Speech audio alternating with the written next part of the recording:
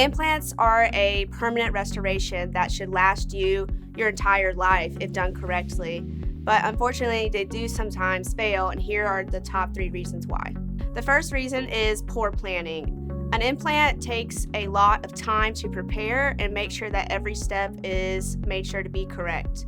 If you don't take the time out, there's so many things that could go wrong, but here at North Macon Dental, we make sure to use our technology to make surgical guides.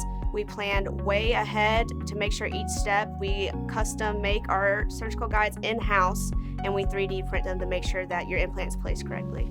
This helps us maximize on the accuracy of the implant and increases our success 100%. And it also helps with the healing. The more efficient we are at placing your implant, the more efficient it will be to integrate into your bone. The second reason is poor placement.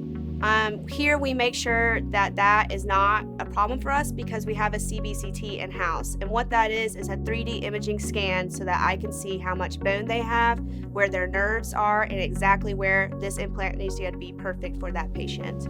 We also have a in-house 3D printing machine so that I can make a surgical guide so that I know exactly where to place that implant and will know if things are going wrong by the surgical guide telling me that.